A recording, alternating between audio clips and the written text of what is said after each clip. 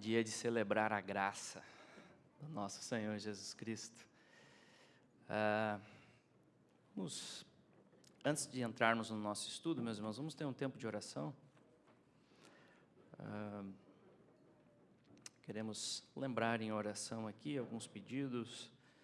Seguimos orando pela Elisa, filha do pastor Samuel, na Conde, Igreja Batista Conde. Ela está em tratamento de câncer, está tendo boas respostas, tumor diminuindo.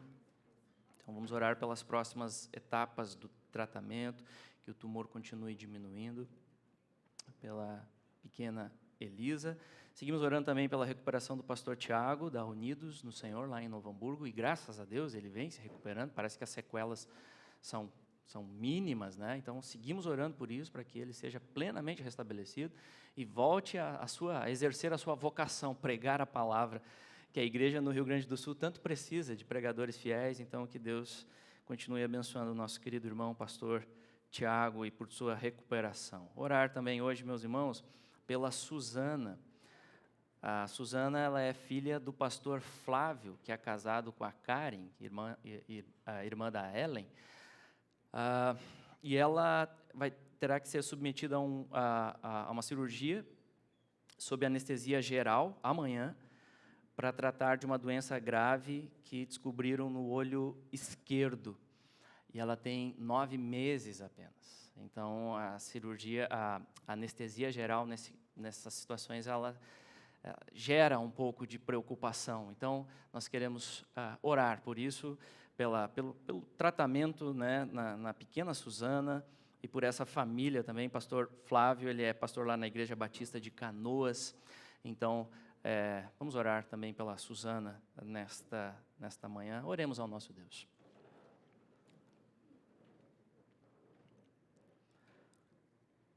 Senhor Deus e Pai, nós te louvamos, pois Tu és o Deus infinitamente santo, como cantamos, o único digno de receber todo o louvor, toda a adoração, toda a glória. E em Cristo o Senhor é o nosso Pai, e nós podemos ter esta convicção do Teu amor, Senhor, pleno sobre as nossas vidas. A ira toda foi removida pelo sacrifício pleno de Jesus. E nós podemos estar certos, firmados em Jesus, de que em toda e qualquer circunstância que passamos nesta vida, Senhor, o Senhor tem bons propósitos, mesmo naquilo que nós não entendemos, porque a ira já foi levada sobre Cristo na cruz. E nós, então, nos achegamos a Ti, Senhor, em atitude de dependência, como igreja, orando, agradecendo também, porque o Senhor tem cuidado de nós, das nossas vidas, nossa saúde, enfim, toda a nossa vida diante do Senhor. E queremos agora lembrar especificamente pela Elisa, filha do pastor Samuel, pelo tratamento dela, que ela realmente continue tendo boas respostas, tratamento adequado, dá sabedoria aos médicos, e oramos pela cura, Senhor, pelo restabelecimento da Elisa. Sabemos que o Senhor é poderoso, o Senhor tem guardado também essa família, então pedimos as Tuas bênçãos, ó Deus, em todo este tratamento. Pedimos a Deus pela recuperação do pastor Tiago. Obrigado, Senhor, pela recuperação que ele tem tido, ele possa ser plenamente restabelecido para continuar o exercício de sua vocação, Pai. E queremos orar também, Senhor, pela Suzana, por esse procedimento que ela terá amanhã, que o Senhor tenha misericórdia também, Senhor, que possa ser bem sucedido. Guia os médicos em todo esse processo, e que ela possa ser restabelecida também, o tratamento adequado. Tranquiliza, Senhor, o coração do Flávio, da Karen, dessa família, Senhor. Então entregamos diante de Ti, certos de que o Senhor tem cuidado de nós, e que o Senhor possa usar todas essas questões também, Senhor, para o louvor da Tua glória, para a edificação de todas as vidas envolvidas, rendidas a Cristo Jesus. Essa é a nossa oração, nossa gratidão em nome de Cristo. Amém.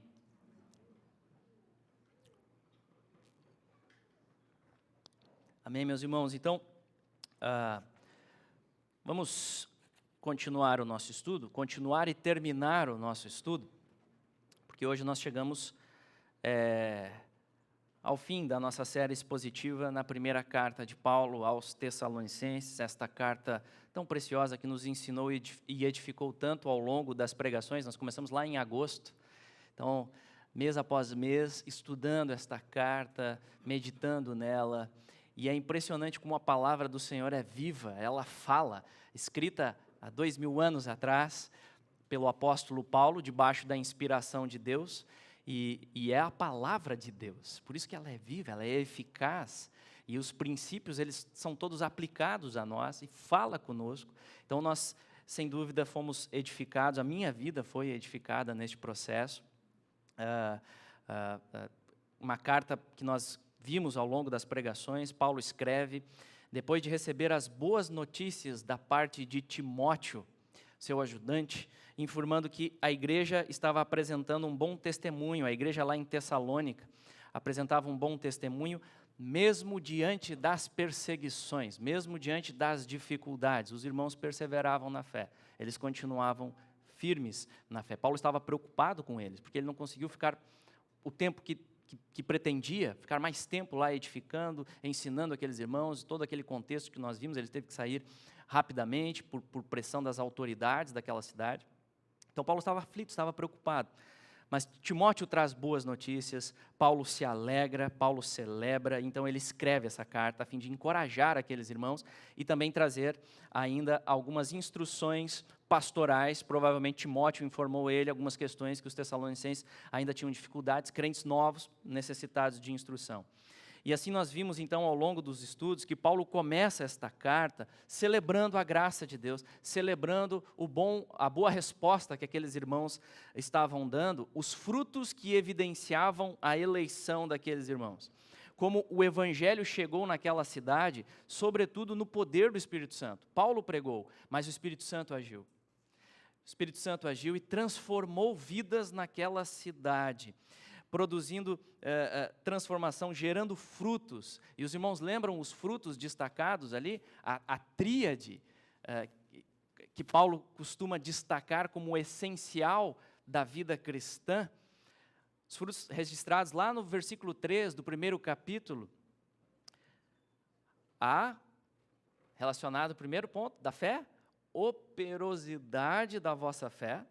Então, uma fé que era ativa, né? Fé no Senhor Jesus Cristo, a abnegação do vosso amor e a firmeza da vossa esperança em nosso Senhor Jesus Cristo. Então, ali no versículo 3, Paulo identifica isso, identifica a graça de Deus agindo e gerando estes frutos na vida daqueles irmãos. Depois nós seguimos, os capítulos 2 e 3, vimos o apóstolo ressaltando como foi o seu procedimento entre eles, aspectos da sua fidelidade na pregação da palavra, com motivações puras diante de Deus. Paulo provavelmente sofrendo acusações de pessoas de fora da igreja a respeito das suas motivações para o ministério. Paulo se defende e fala as motivações dele diante de Deus. Ele foi chamado por Deus para pregar para aqueles irmãos, e nós percebemos o coração pastoral de Paulo, o seu grande apreço por aqueles irmãos.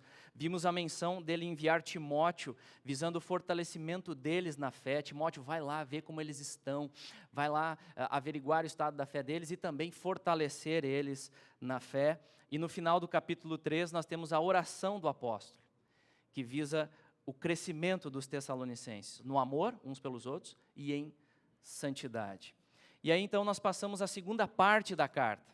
A partir do versículo 4, Paulo começa a trazer instruções pastorais, e nós vimos ali no início do capítulo exortações à prática de santidade, uma ética sexual bem definida por Deus na palavra, e Paulo instruindo aqueles irmãos a respeito de como deveriam se portar em relação a estas questões, pureza de vida, exortação ao amor fraternal e ao trabalho honesto, digno, que os desordeiros deixassem a ociosidade e trabalhassem com as próprias mãos. E então nós entramos nas instruções a respeito da vinda de Cristo, no final do capítulo 4, assunto de destaque da carta. Aspectos a respeito da vinda do Senhor Jesus. E Paulo começa explicando a ressurreição dos mortos. a ressurreição dos mortos. Os tessalonicenses não precisavam se entristecer excessivamente em relação aos irmãos falecidos, pois eles não estarão em desvantagem na vinda de Cristo, porque os mortos ressuscitarão primeiro. E então os crentes vivos serão transformados naquele dia e subiremos todos juntos ao encontro com o Senhor para estarmos para sempre com Ele. Esta expectativa deve permanecer no coração dos crentes sempre, a cada dia. Por isso devemos estar vigilantes, preparados para este encontro. No início do capítulo 5, nós vimos a ênfase na vinda do Senhor Jesus em juízo sobre os incrédulos. O dia do Senhor vem como um ladrão e apanhará de surpresa os incrédulos. A ira do Senhor será manifestada, porém os crentes, pela graça, vigilantes, não serão pegos despreparados. E assim os irmãos deveriam consolar uns aos outros com estas verdades. E então nós chegamos na parte final, aqui no capítulo 5, com diversas instruções muito pertinentes e práticas para a vida no contexto da igreja como comunidade. Nós vimos o apreço e o amor pelos pastores e líderes na igreja, como isso é importante na vida em comunidade, percebendo como eles foram separados por Deus como presentes de Deus, como dons de Deus, para a edificação da igreja. Nós vimos o cuidado uns com os outros no contexto da família da fé, o regozijo que deve acontecer, a oração constante, a atenção à palavra, muitas lições preciosas nós tivemos ao longo desta série e hoje então chegamos no texto final. E veremos que Paulo encerra com uma oração muito consoladora. Uma oração bem confortante, bem edificante. Ele ora pela santificação daqueles irmãos, reconhecendo que no final das contas, a nossa santificação depende totalmente da graça de Deus em Cristo Jesus. Paulo deu várias exortações, mas no final das contas, que Deus santifique vocês. Ele recomenda a Deus a vida daqueles irmãos. O mesmo Deus da paz vos santifique em tudo. E claro, Deus usa meios para a nossa santificação, que podemos perceber que são ressaltados novamente por Paulo nas instruções finais, de como ele pede oração por ele mesmo. Ele fala também do ósculo santo. Afinal de contas, o que é isso? Vamos observar. Ele pede também, ele fala que a carta deve ser lida na igreja e traz a bênção final. Em tudo isso, Deus santifica a sua igreja. Então, nosso assunto vai ser nessa direção hoje, a respeito da santificação, Deus operando em nós, os meios que Deus usa, e isso tiraremos à luz do nosso texto nessa manhã. Para começar, vamos orar mais uma vez, meus irmãos, buscando graça na compreensão da palavra do Senhor.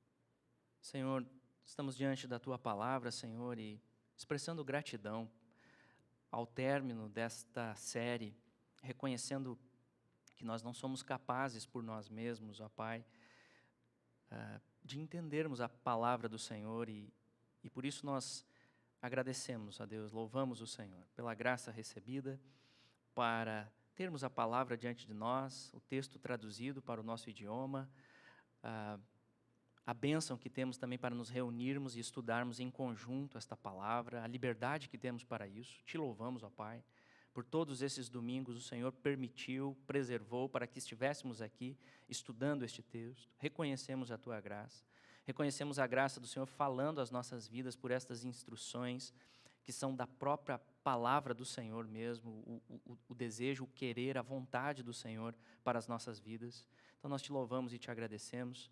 E pedimos, Senhor, que o Senhor continue falando aos nossos corações também agora nesta pregação final. Este texto também que fala sobre esta santificação que o Senhor opera em nós. Fala aos nossos corações, tranquiliza, encoraja, Senhor, desperta o anseio, afeições, para que o nosso amor pelo Senhor cresça e o amor uns pelos outros também cresça, debaixo do poder do Espírito Santo, centrados no Filho amado Jesus Cristo. Essa é a nossa oração. Como igreja, assim oramos e agradecemos em nome de Cristo. Amém. Muito bem, meus irmãos, vamos observar, à luz do texto, esta oração de Paulo, como de fato é Deus que santifica os crentes em Cristo. Você pode observar aí na sua Bíblia, no seu aplicativo. Vamos ler os versículos 23 a 24. Assim diz o Senhor: o mesmo Deus da paz vos santifique em tudo, e o vosso espírito, alma e corpo sejam conservados íntegros e irrepreensíveis na vinda de nosso Senhor Jesus Cristo. Fiel é o que vos chama, o qual também o fará. Então, meus irmãos, como nós vimos pelo contexto, Paulo trouxe diversas exortações, instruções ao longo desta carta, que aqueles irmãos deveriam praticar como crentes em Jesus. E a questão é como que eles poderiam avançar e colocar em prática estas exortações, como que nós podemos começar a praticar as instruções contidas nesta carta, na nossa própria capacidade, na nossa própria força, na nossa própria inteligência? Obviamente não. Somente pelo poder de Deus. Por isso Paulo ora por aqueles irmãos. E ele começa dizendo: o mesmo Deus, ou seja, o próprio Deus, o Deus da paz. Interessante, ele usa o Deus da paz. E uma expressão que ela é algumas vezes usada por Paulo, o Deus da paz. E o termo paz, meus irmãos, aqui nós podemos entender o resumo de todas as bênçãos espirituais que o crente desfruta em Cristo, porque nós somos reconciliados com Deus somente por meio de Cristo Jesus. Então, a paz, ela foi conquistada, a paz foi comprada pelo sangue do Senhor Jesus Cristo naquela cruz. Ele é o príncipe da paz. Então, só há paz entre Deus e os homens, e o povo do Senhor Deus, porque Jesus morreu na cruz. Senão não haveria paz. Nós estamos em estado de rebelião com Deus. Por isso nós precisamos do bendito Evangelho. O Senhor Jesus mesmo disse aos seus discípulos, momentos antes da cruz, lá em João, Evangelho de João, capítulo 14, Jesus disse a eles: deixo-vos a paz, a minha paz vos dou. A minha paz vos dou. E ali diz respeito à paz com Deus, a verdadeira paz com Deus. Porque todos os problemas do homem começam nesta questão. Sem paz. Sem paz. Um coração em guerra. Nós precisamos desta paz, deste Deus da paz. E isso só é possível em Cristo Jesus. Reconhecendo este caminho, o único caminho que nos leva ao Pai, que nos reconcilia com o Pai. Então Paulo diz que este Deus da paz, que é fonte de toda a bênção, em Cristo Jesus, vos santifique em tudo. Paulo está orando aqui pela santificação dos crentes. O que significa santificação?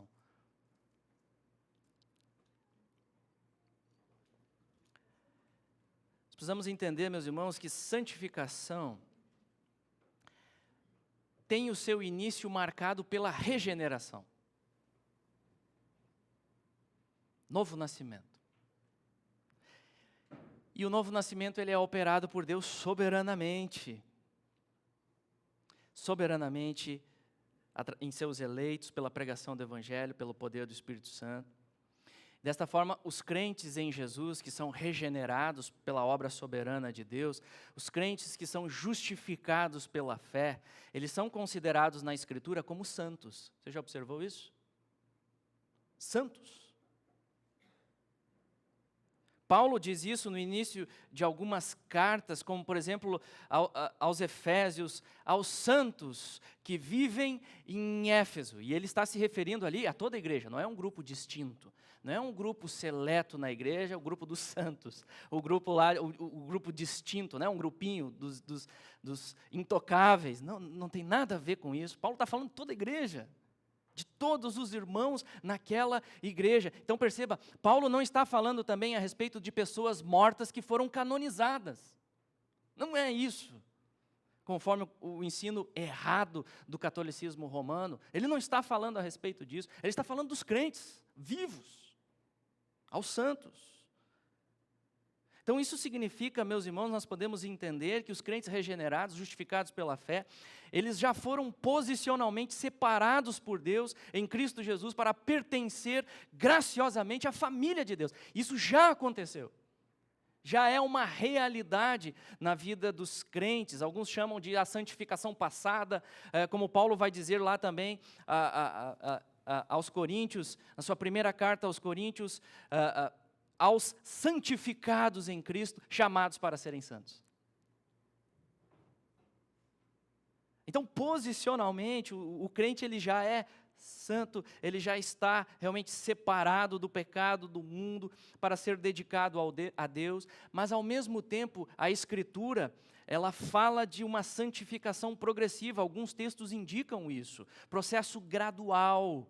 Então, nós já somos justificados pela fé, regenerados, mas ainda no tempo presente acontece um processo, acontece uma obra contínua da parte de Deus, por obra do Espírito Santo, um processo que envolve luta contra o pecado, carne militando contra o Espírito, o crente, ele deseja santidade, Deus já mudou os seus desejos, ele quer perseguir santidade, mas é um processo que envolve sim luta pela presença do pecado. Nós não somos mais dominados pelo pecado, mas ainda o pecado está presente e a carne vem e se manifesta, então é uma luta constante. O processo dura a vida toda do crente e neste mundo não atingiremos a perfeição.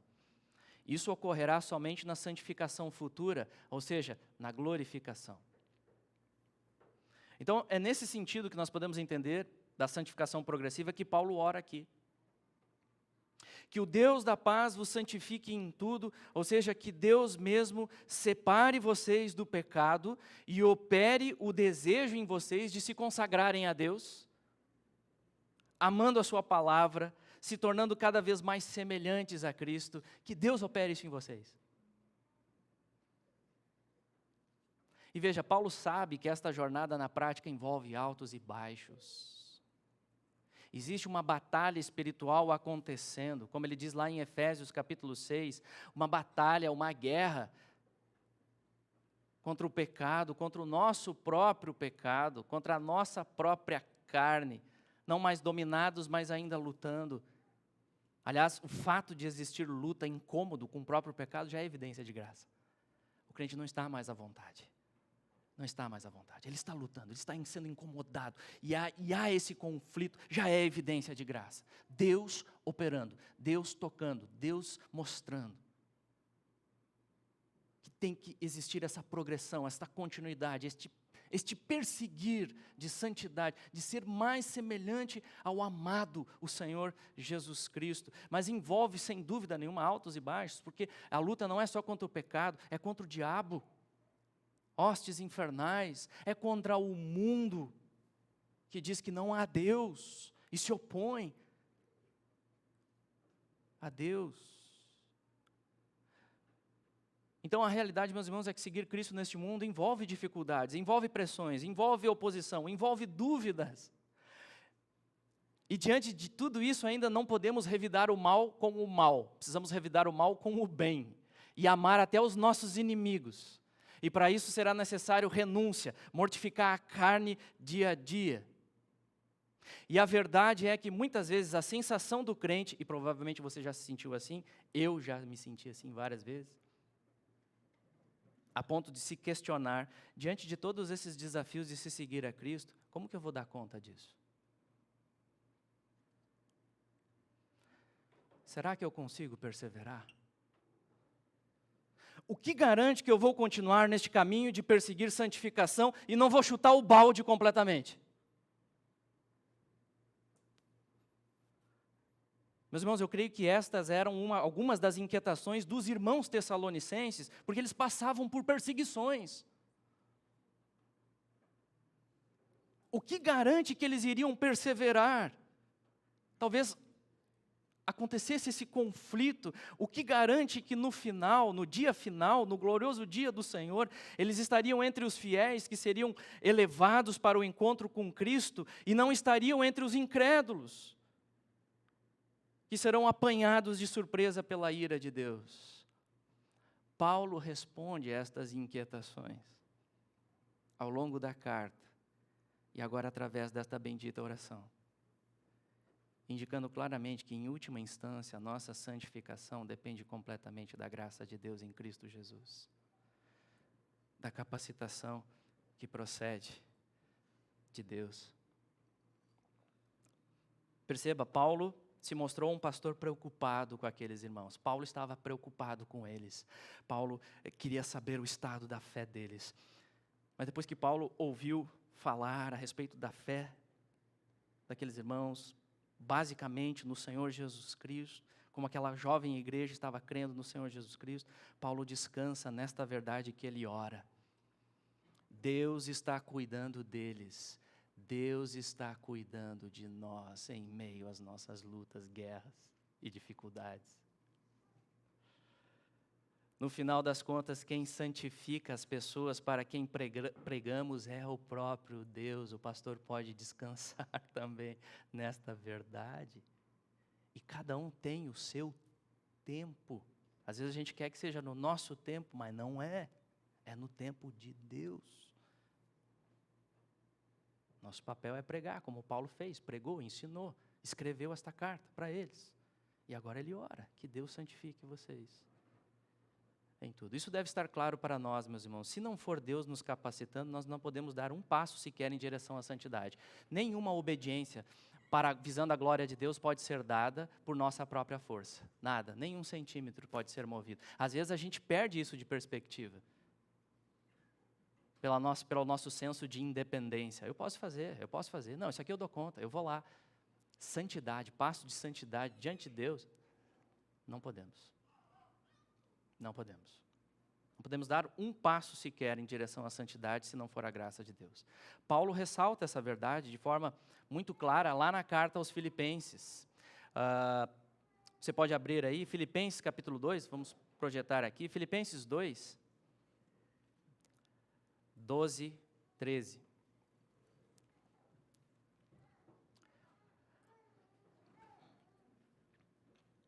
Olha o que ele diz ali, a respeito deste processo, deste desenvolvimento da salvação, também da santificação. Ele diz àqueles irmãos: desenvolvei a vossa salvação, pertinente a eles. Desenvolvei a vossa salvação com temor e tremor, porque Deus é quem efetua em vós tanto o querer como o realizar segundo a sua boa vontade. Observou? Soberania absoluta de Deus e responsabilidade humana juntas. Eles deveriam desenvolver a salvação. A nossa responsabilidade de perseguir santidade, de desenvolver a salvação, de desenvolver a santificação com temor e tremor, mas isso só será possível porque Deus opera em nós, os crentes, o querer e o realizar. Você começa a entender a sua dependência da graça de Deus? Como diz a famosa oração de Agostinho de Hipona, um dos pais da igreja, ele ora a Deus dizendo: toda a minha esperança baseia-se na grandeza de tua misericórdia. Então ele apela para a misericórdia de Deus. Então ele diz: concede-me o que me ordenas e ordena o que quiseres. Concede-me o que me ordenas, os mandamentos de Deus, e ordena o que quiseres. Concede a capacitação para desenvolver estas instruções, estes mandamentos que o crente ama. Ele ama a partir da regeneração, a partir da transformação que Deus opera em nós. Então o crente vai perseguir isso. E ele sabe que não pode perseguir sozinho. Por isso a oração vai ser uma constante na vida do crente.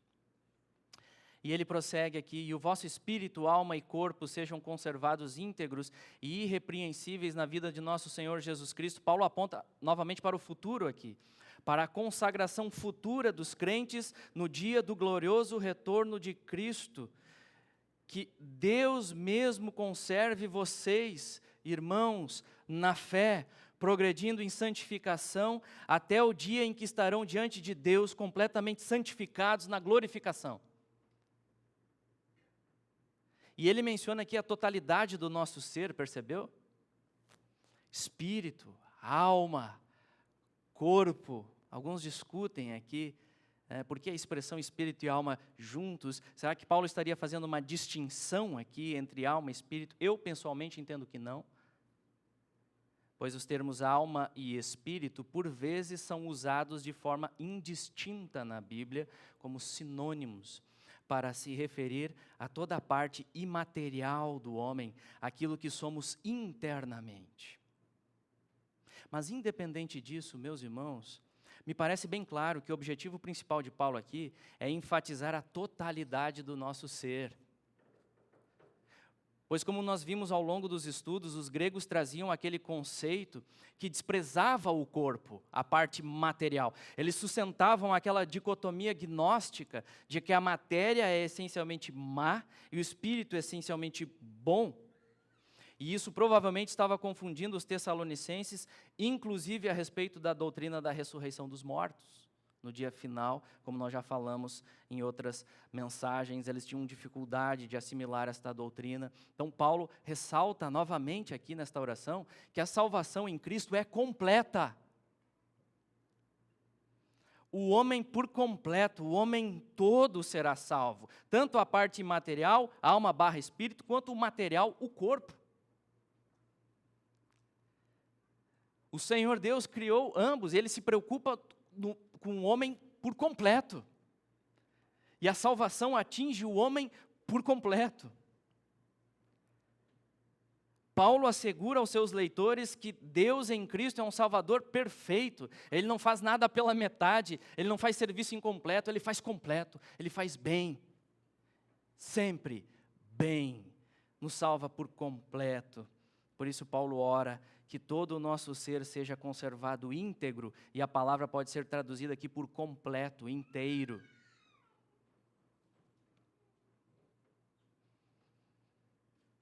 Ele ora para que aqueles irmãos, na totalidade do seu ser, sejam apresentados irrepreensíveis na presença de Deus, por meio de Cristo, no grandioso dia de sua vinda, e só Deus é capaz de fazer isso. O homem não pode, só Deus. Como diz Calvino em seu comentário deste texto, ele diz o seguinte: deste modo, Paulo confia a Deus a guarda de todo o homem e de todas as suas partes. Devemos inferir a partir disto que estamos expostos a inúmeros perigos, a menos que sejamos protegidos pela sua guarda, a guarda de Deus, somente. Somente Deus pode fazer esta obra.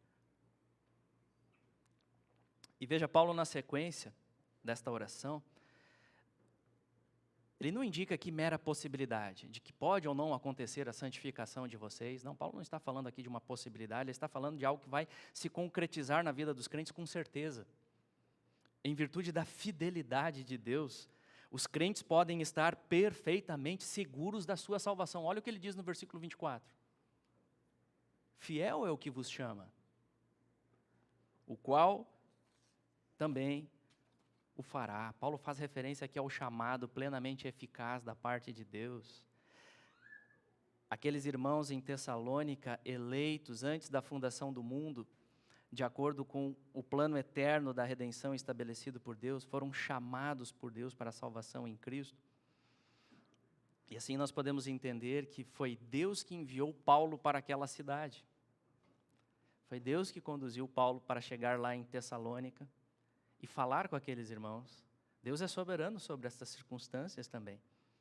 Deus que enviou Paulo àquela região, Deus que capacitou Paulo a pregar com fidelidade o Evangelho, Deus que chamou os seus eleitos naquela cidade para a salvação em Jesus, Deus que capacitou aqueles irmãos a responderem com arrependimento e fé. Nós não podemos fazer nada disso. por nós mesmos. E, meus irmãos, é isso que Deus está fazendo ao longo da história da igreja e segue fazendo hoje. Ele está estabelecendo o seu reino. Deus está fazendo isso hoje. Essa é a missão de Deus. Ele está chamando os seus eleitos dentre todas as nações, povos, raças, línguas. Ele está constituindo a sua igreja, incluindo o Brasil, Rio Grande do Sul, Porto Alegre. E Paulo está afirmando aqui que este mesmo Deus que os chamou iria preservá-los até o fim. O mesmo Deus que chama é o Deus que sustenta.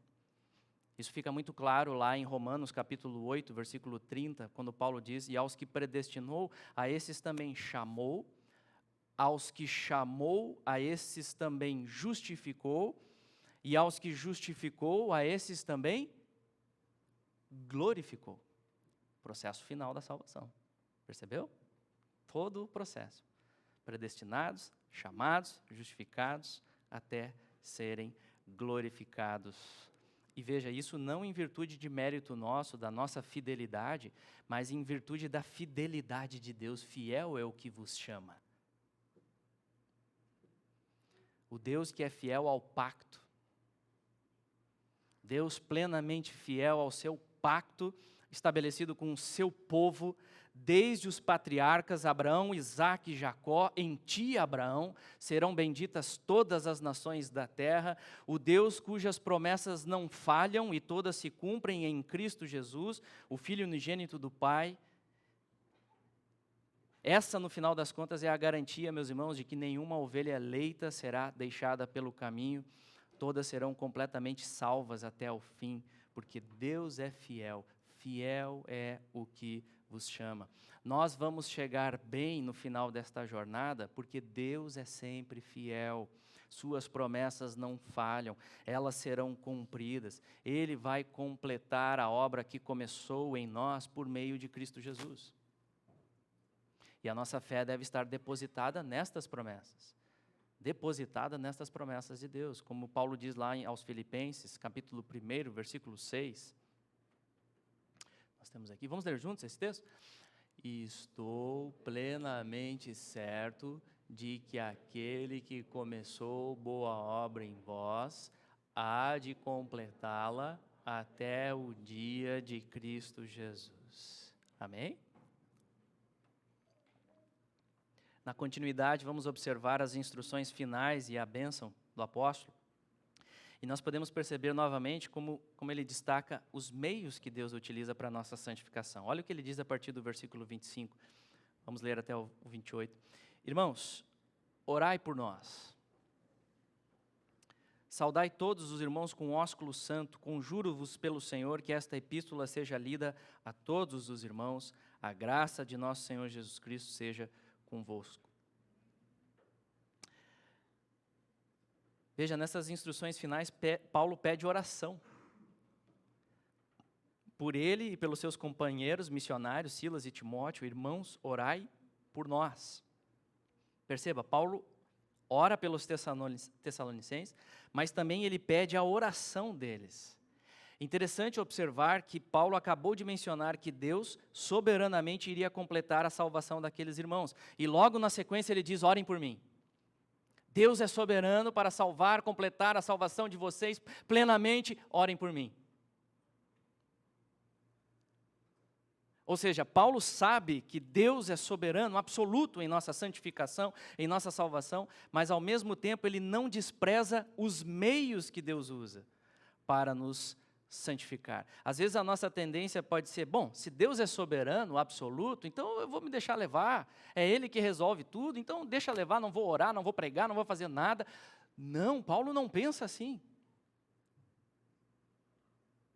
Os meios de graça estão aí para serem observados, e a oração é fundamental no processo. A oração é um dos meios estipulados por Deus para desenvolver os seus propósitos soberanos. A oração dos santos, dos crentes, é o instrumento que Deus usa para desenvolver os seus propósitos. E outra questão, perceba que o grande apóstolo Paulo aqui pede oração.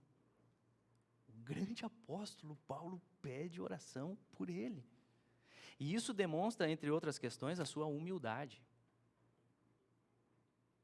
Orem por mim. Às vezes pensamos, não, o pastor é inatingível, nada afeta ele. Não, o pastor não precisa de oração. Paulo não pensa assim. Ele precisa de oração. E essa é a realidade de todos os membros do corpo de Cristo, da família da fé. Todos necessitamos da oração e, nesse sentido, todos podemos contribuir no processo de santificação uns dos outros, orando uns pelos outros. Por isso eu pergunto, você tem pedido oração dos irmãos? Você tem pedido oração dos irmãos?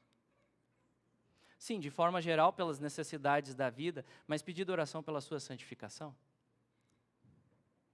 Pedido oração pela capacitação de Deus para cumprir a sua vocação? Pedido oração para obedecer a palavra de Deus? Veja, pedir oração com real interesse pode ser um grande indicativo de humildade. Às vezes pode ser egoísmo, né? Quando pedimos mal, pedimos para esbanjar nos nossos prazeres, conforme Tiago ensina que nós não devemos fazer, mas quando pedimos como Paulo faz aqui, isso indica um reconhecimento de que você não está apoiado em sua própria força. Um grande indicativo de que você não está confiando em si mesmo, mas entendendo a sua completa necessidade da graça. Por isso nós necessitamos orar, oração, orar uns pelos outros, orar pela santificação. E neste contexto, lembrem também de orar pelos seus pastores, diáconos, líderes. Eles precisam de muita oração no cumprimento da sua vocação. Paulo prossegue, versículo 26, saudai todos os irmãos com um ósculo santo. E o que é isso, pastor? Onde é que eu vou achar um ósculo santo para cumprimentar os meus irmãos? Aonde que está esse tal de ósculo santo para que eu possa cumprimentar os irmãos? O que é isso, pastor? A palavra ósculo, ela pode ser traduzida como beijo. Beijo. Não é óculo santo, né? Ósculo santo. Um beijo. Diz respeito aqui, meus irmãos, a uma forma de saudação. Pertinente naquela cultura, naquele contexto. Era comum o beijo como forma de saudação, que indicava uma relação distinta, familiar. E Paulo coloca aqui ósculo santo, ou seja, é um ato separado de toda a prática mundana, sem nenhuma maldade e indicando unidade espiritual. Então nós podemos entender aqui que a forma de saudação entre irmãos pode variar de cultura para cultura. Aceno, aperto de mão, abraço, 1, 2, 3 beijinhos. Pode variar, mas tem um princípio importante aqui que se aplica a nós. Tem um princípio importante que se aplica a nós aqui, que é o princípio do acolhimento, que é o princípio da expressão de afeto pelos nossos irmãos, uns pelos outros. Expressão de afeto, expressão de acolhimento, expressão de nós demonstrarmos que o irmão é bem-vindo em nosso meio. Temos um princípio muito importante que Paulo está chamando a atenção da igreja aqui, meus irmãos. Neste contexto de família da fé, esta saudação precisa acontecer. Como diz Hendrickson, comentarista, a respeito deste texto, ele diz, a forma desta saudação é o ósculo santo, e aí vários textos onde acontece essa menção. Este era o ósculo de amor, conforme 1 Pedro 5,14, e de paz. Era santo em virtude de ser o símbolo da unidade espiritual em Cristo. Além do mais, era um selo da afeição cristã, o sentimento que os membros da mesma família espiritual cultivam uns pelos outros. E veja, Paulo diz aqui, saudai todos os irmãos. Você percebeu? Não é só os que você tem mais afinidade, é todos. Saudai todos. Toda a igreja. Todos, no contexto da igreja local, saudai a todos, que nenhum irmão seja deixado de fora, que todos pudessem se sentir acolhidos como parte da família, todos. Que todos se sintam acolhidos, todos os membros daquela igreja se sintam acolhidos, mesmo aqueles que deveriam ser repreendidos, como Paulo exortou versos antes ele diz, admoesteis os insubmissos, mas mesmo assim, logo na sequência ele diz, saudai a todos com beijo. Mesmo aqueles irmãozinhos que dão dificuldade, nós mesmos damos dificuldade, todos, saudai a todos com um beijo, com um abraço, com um afeto. Por isso eu pergunto, você tem demonstrado esta afeição pelos seus irmãos? Isso sim é uma ordem, aqui é uma ordem. Você tem demonstrado esta afeição? E isso deve ser de coração, afeto, cuidado uns com os outros. E meus irmãos, isso muitas vezes não será fácil, porque nós somos pecadores, e em nossa carne nós temos a tendência de nutrirmos inimizade no coração, rivalidade entre nós, suspeitas malignas, a ponto de, e isso vai sendo nutrido, a ponto de chegar de nem conseguirmos conversar com o irmão, de nem sentar do lado dele, sequer dar um beijo, sequer dar um abraço. Por isso nós devemos estar atentos, eu devo estar atento. Se isso ocorre comigo, eu necessito me arrepender. Confessar o meu pecado e buscar graça em Deus, que o meu coração esteja sempre disposto a saudar todos os irmãos no contexto da igreja local, que confessam a mesma fé que eu no Cristo crucificado e ressurreto. Que eu esteja disposto a abraçar todos.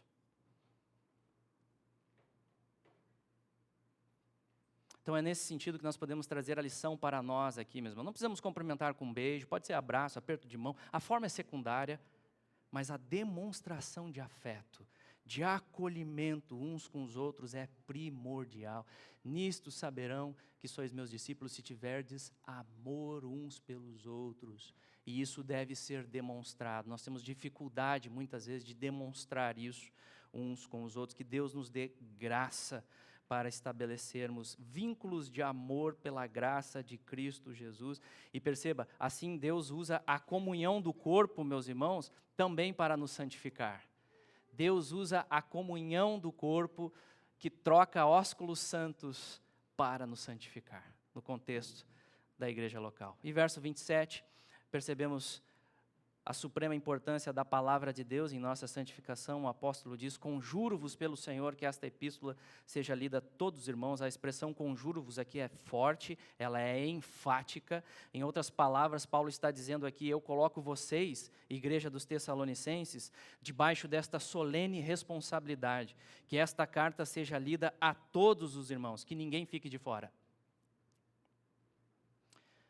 E isso muito provavelmente pressupõe aqui ajuntamento solene, você percebeu?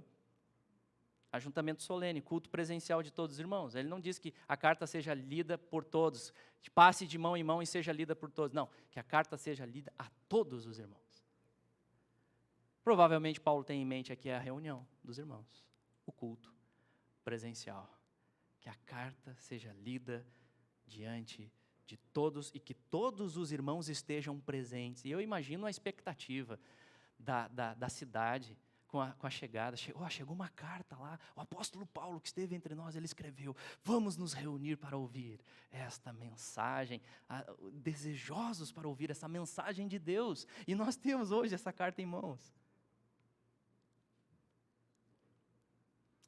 Como nós sabemos, naquele período ainda não tinha o Novo Testamento completo, ele estava sendo escrito debaixo da inspiração de Deus, pela instrumentalidade dos apóstolos. Já existia o Antigo Testamento completo, e algumas cartas dos apóstolos já começavam a circular, como por exemplo esta aqui. E Paulo, em sua autoridade apostólica, ordena que a carta fosse lida para todos, para a edificação de toda a igreja. E como nós sabemos, esta é a palavra de Deus que hoje já está completa, em seu cânon, por obra de Deus, em seus 66 livros, sustentada ao longo dos séculos, e ela graciosamente chegou a nós, hoje, 2022, e aqui estamos nós reunidos, praticando aquilo que foi praticado por aqueles irmãos há 2000 anos atrás. Isso é precioso. Isso é precioso, meus irmãos.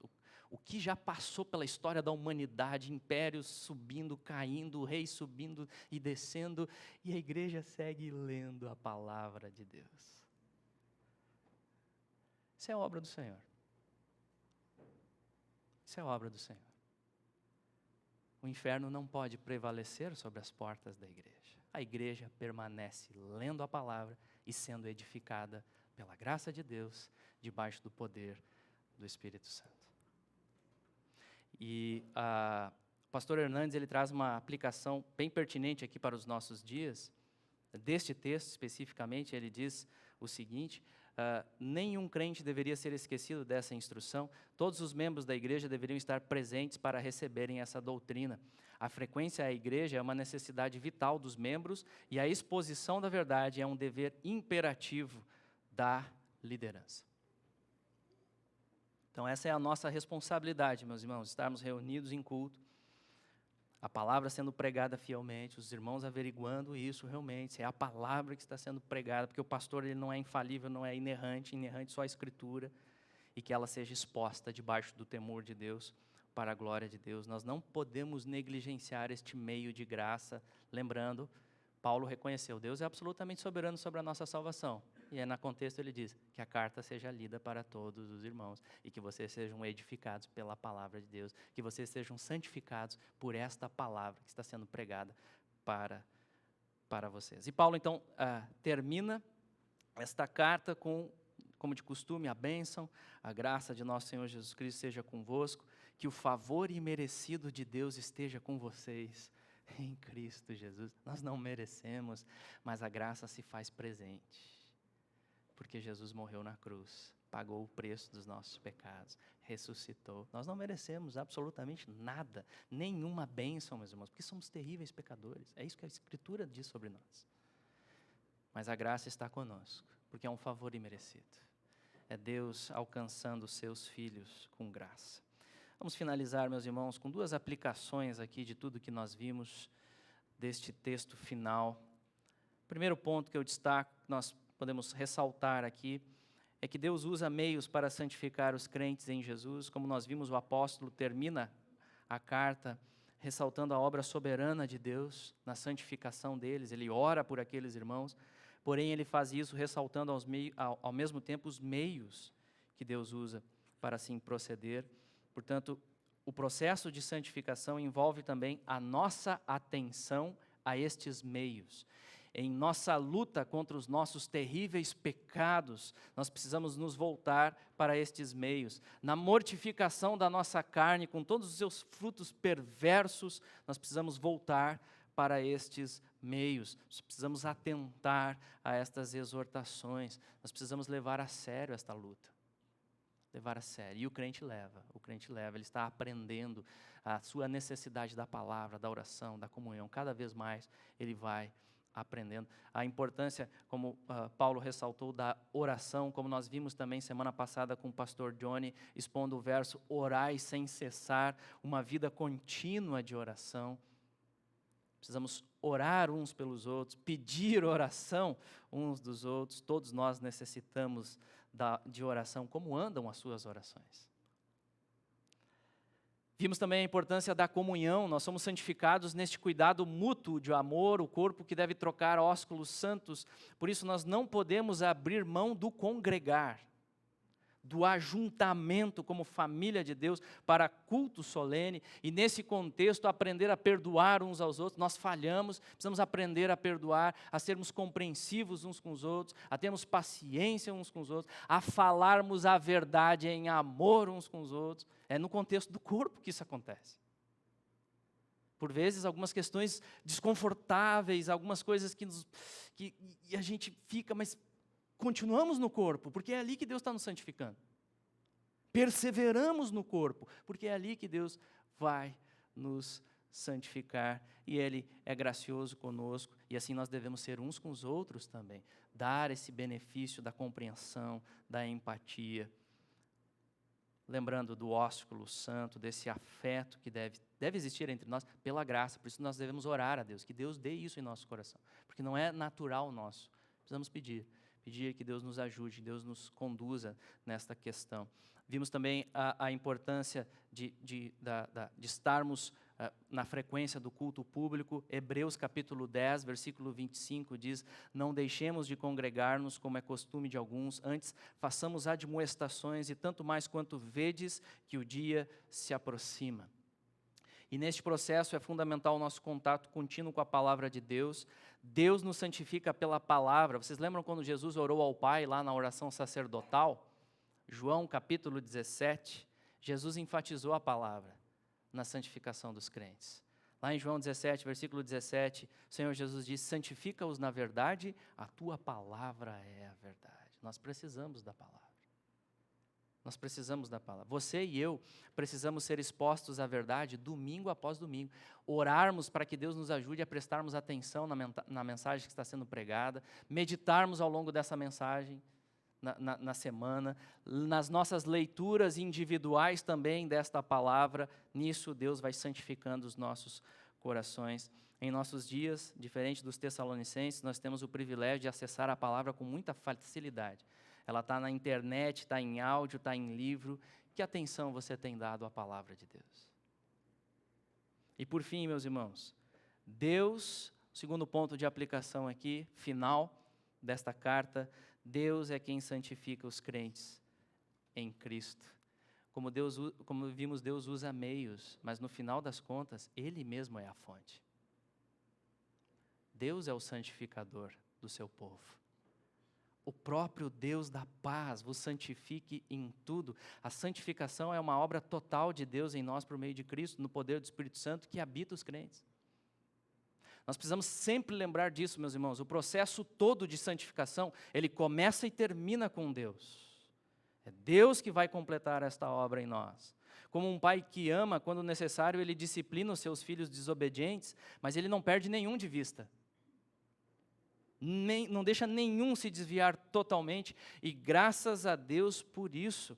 A Bíblia diz que os crentes são peregrinos e forasteiros, rumando ao lar celestial. E quem garante que chegaremos lá? Deus garante.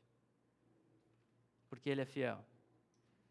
Fiel é o que vos chama, e Ele fará. Precisamos descansar nestas benditas promessas, como diz também o final da epístola de Judas. Judas, versículos 24 a 25, que diz assim: ora, aquele que é poderoso para vos guardar de tropeços e para vos apresentar com exultação, imaculados diante da sua glória, ao único Deus, nosso Salvador, mediante Jesus Cristo, Senhor nosso, glória, majestade, império e soberania antes de todas as eras e agora e por todos os séculos. Amém. Amém. Como essas verdades são importantes, meus irmãos, principalmente para aqueles momentos em que você se vê fraquejando. Sabe aquela hora tenebrosa? Aquela hora difícil, como os puritanos se referiram à noite escura da alma, em que você se questiona: será que eu tenho força para continuar?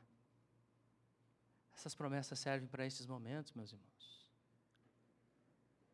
Não, você não tem força para continuar. Eu não tenho força para continuar. Mas precisamos lembrar, é pela fidelidade de Deus, é pela força dEle, é pela graça dEle. E se você está em Cristo hoje, firmado realmente, só em Jesus, somente Cristo, crendo nele de todo o coração, amando o Senhor Jesus Cristo, em luta com as suas falhas e pecados, mas o seu coração está em Cristo, você pode ter a certeza que Ele vai te segurar até o fim. É como aquela ilustração que eu costumo usar, quando um pai vai atravessar a rua de mãos dadas com o filho, uma avenida movimentada. Você que é pai, você vai deixar o filho segurar com a pequena força dele a sua mão? Claro que não. É o pai que segura com toda a força a mão do seu filho. Nós temos um pai em Jesus que é muito forte. Muito forte. Ele é onipotente. Onipotente. Nenhuma força pode arrebatar os seus filhos de suas mãos. Nenhuma. Os tessalonicenses que enfrentavam perseguição pela fé precisavam lembrar e descansar nestas verdades. Que oração bendita eles receberam. Nós, que enfrentamos dias difíceis neste mundo caído, que cada vez mais se opõe abertamente à verdade, aos valores e princípios da palavra de Deus, que relativiza a verdade, nós precisamos lembrar e meditar que oração nós temos diante de nós. Não é na nossa força. Deus é fiel e poderoso para nos guardar até o glorioso dia em que seremos apresentados diante dele, de alma, mente, espírito, coração, corpo, o nosso ser por completo, a totalidade do nosso ser, plenamente santificados, para então desfrutarmos da plenitude e da alegria de sua presença. Louvado seja o Senhor, que a nossa fé esteja nele. Amém? Vamos orar.